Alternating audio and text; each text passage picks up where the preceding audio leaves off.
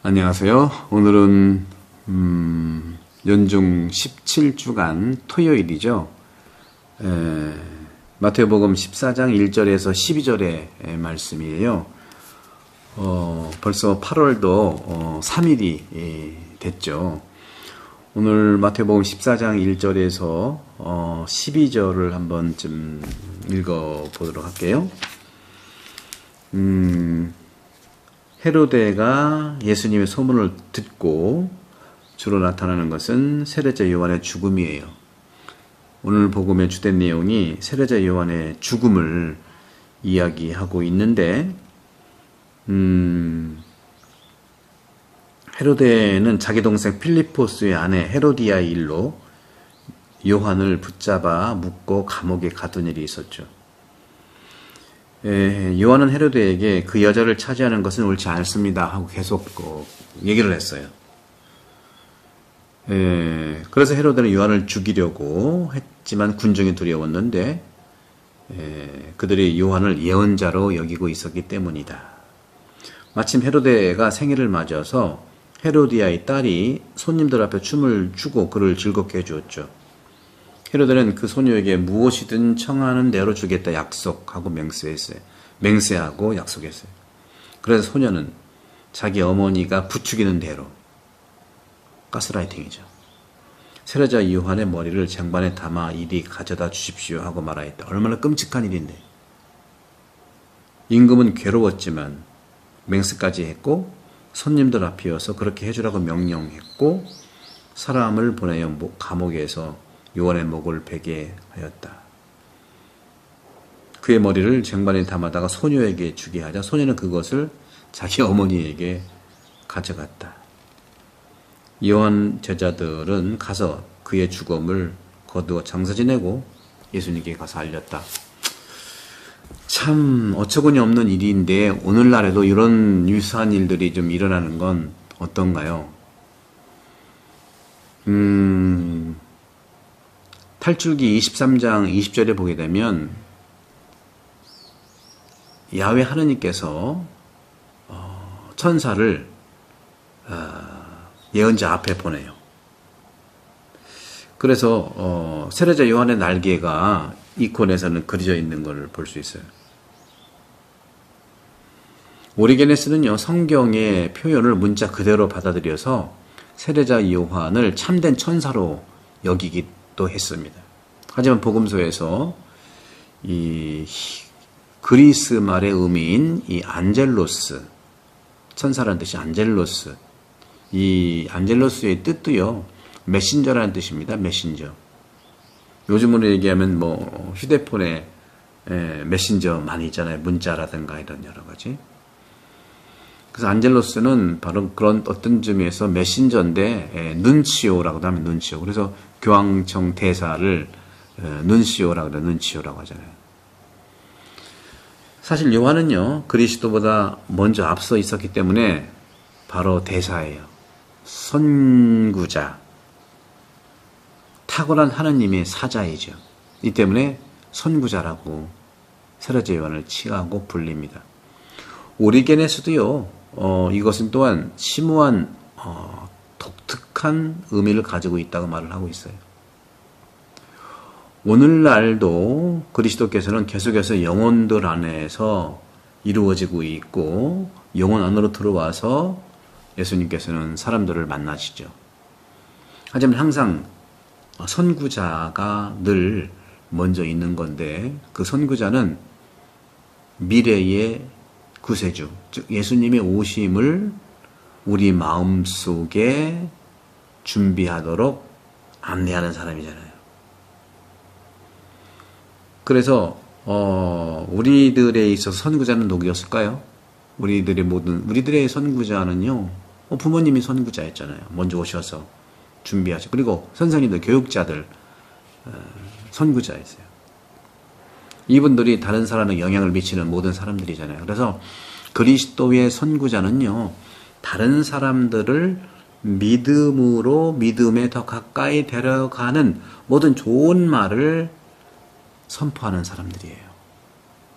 우리는 예수님께서 세례자 요한을 얼마나 존경하셨는지 알고 있습니다. 그러니까 오늘 복음에서 세례자 요한의 제자들은 세례자 요한의 죽음을 거두어 장사 지내고 예수님께 가서 알렸다. 그러므로 여러분도 우리도 오늘날 우리 안에서 그분의 길을 준비하는 사람들을 존경하는 것이죠. 이 사명을 하는 사람도 존경해서 부모님도 존경해야 되고 선생님도 교육자도 존경해야 되고 그렇지 않습니까? 이 사명, 선구자 사명은요, 은총의 선물이자 큰 특권입니다. 하느님 아들의 사업에 있어서 천사의 봉사이기 때문이죠.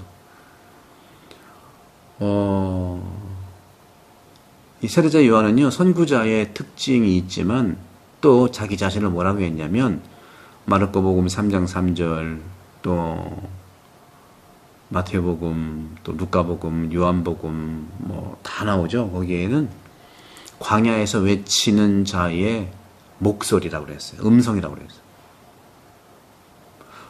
오리게네스와 나지안소의 그레고리오 성인은요, 여기서 이 구절에서 이 음성, 목소리라는 단어에 대해서 몇 가지 묵상을 깊이 하셨어요. 목소리다.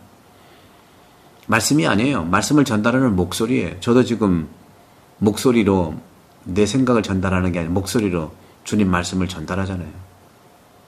그런 점에서 저도 목소리를 사용하는 자이죠. 아니, 제 목소리를 주님께 봉헌했습니다. 제 입을, 제 생각, 제 머리를, 제 마음을 주님께 봉헌해서 마음껏 쓰시라고 제가 드리는 거죠. 그래서 고대에 있어서 철학도요, 여러 가지 언어 이론들을 발전시켰는데 인간뿐만이 아니라 인간의 언어에도요, 내면의 감각, 사고, 즉 말씀의 로고스가 숨겨져 있고요. 또 그 목소리, 즉 음성을 통해서 외부로 나타내는 거죠. 항목은 다를 수 있지만 내용은 동일합니다. 같은 단어가 언어마다 다른 것처럼 말을 하는 것처럼 말이죠. 동일하다는 것은 같다는 것이고 하나라는 것이고 일치한다는 겁니다. 복음서에서 보게 되면 세례자 요한은요, 광야에서 외치는 소리라고 부르죠. 세례자 요한의 설교는 외적인 모습을 갖고 있지만 그 내용은 바로 로고스예요. 말씀이에요. 예수님이세요. 그 예수님이 영원하신 하느님의 말씀, 영원하신 아버지의 말씀, 그리스도라는 겁니다. 그런 다음 세례자 요한은 그리스도께서 입으로 말씀하실 수 있도록 목소리를 그분께 빌려드리는 거예요. 나지안소의 성 그레고리오 교부도 그분에 따르면 이것이 모든 그리스도교 설교자, 강론자의 기능이다. 저도 지금 세례자 요한의 기능을 하고 있는 거죠. 목소리로 지금 전파하잖아요. 그리고 글을 써서 영혼 돌봄, 글과 저는 말로 그리스도를 전파하잖아요. 제 목소리와 글과 손을 주님께 드렸잖아요. 오리게네스는요, 이것을 모든 그리스도인에게 확장시켜요. 우리 모두가 그렇게 해야 된다는 거죠. 그리스도께서는요, 수세기 동안 역사 안에서 수많은 교황들, 주교님들의 목소리뿐만 아니라 진리를 선포하는 모든 신자들의 목소리를 통해서 말씀해 오셨어요. 그리스도는 그렇게 말씀하셨어요. 그리스도는 지금도 저를 통해서 말씀하고 계시잖아요. 저를 보지 마시고 저를 통해 말씀하시는 그리스도를 만나시기 바랍니다. 이 가톨릭 책방과 이 책을 통해서 말이죠. 모든 사람은 세대에서 세대로 울려 퍼지는 주님의 목소리입니다. 때로는 이 목소리가 사막에서 울고 있는 것처럼 들려요. 하지만 그것은 결코 헛된 게 아닙니다. 저는 매번 학교에서 나와서 지금 6년째 매일 강론을 하고 예비자 교회를 매년 한 번도 걸은 적이 없어요. 제가 자랑해서가 아니라 바로 이 말씀, 내 목소리로 주님을 전달하고 싶은 거예요. 시드니에나 태안이나 또 어디 가든지. 결코 헛되지 않습니다. 왜냐하면 하나님의 말씀은 강하고 능력이 있기 때문입니다. 그래서 세례자 요한 그분께서 하나님의 진리를 증언했기 때문에 순교한 것은요, 전혀 놀라운 일이 아니죠. 그리스도께서 친히 사람의 목소리로 말씀하신다면 그의 말은 그리스도의 설교와 강론과 동일한 결과를 가져올 것입니다. 우리도 여러분의 혀와 목소리를 주님께 빌려드립시다. 그래서 말씀학교, 영성교육, 영혼돌봄을 강조하는 게 그런 부분이죠. 소수 사람들이 이 말을 받아들이지만 대다수는 그 말을 알리는 목소리를 빼앗기 위해서 그 말을 침묵시키려고 해요. 광고는요, 침묵하지 않습니다. 하지만 그리스도에 대한 증언은 자극하고 위기에 빠지게 하며 마음의 비밀을 드러내고 있지 않습니까? 그리스도 앞에서 중립을 지킬 수가 없어요. 교황님도 그랬잖아요. 고통 앞에는 중립이 없다고요. 우리 복음 선포 안에는, 주님의 말씀 안에는 중립은 없습니다. 무관심하다고 말하는 사람도 진실하지 않는 사람이라고 하더라도 마음속에 이미 적개심을 선택한 사람이라 하더라도 그리스도의 말씀만 들어가면 변화가 된다는 거죠. 왜냐하면 나는 길이요 진리요 생명이라고 말씀하셨잖아요. 그리스도께서는 진리이세요. 요한복음 14장 6절. 진리에 참여하는 사람은 누구나 이 세상에서 어떤 식으로든 박해를 받을 거예요. 어제 복음도 그랬잖아요. 고향에서 환영받지 못했고요. 고향과 친척과 가족들 안에서. 여러분들 특히 어렸을 때부터 봤던 사람들 눈에 우리가 그렇게 새롭게 보이기는 쉽지 않아도요. 믿음으로 여러분 충분히 가능합니다. 말씀학교 3년 다녀보세요. 앞으로 3년. 영혼돌봄 이거 계속 제가 이제 추진해 나갈 건데 하나 2개 해보세요. 그리고 우리 아름다운 성당에서 기도해 보시고 그다음에 14처 기도해 보세요. 세상이 달라지는 게 아니라 내가 달라지기 때문에 세상이 달라지는 거예요.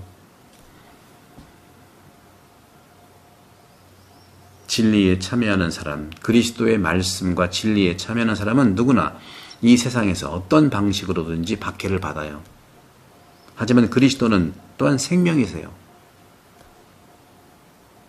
그리스도께서는 당신의 목소리를 침묵시키려는 모든 사람들을 흔들어 깨우고 이기실 것입니다. 사랑하는 형제자매 여러분, 우리 모두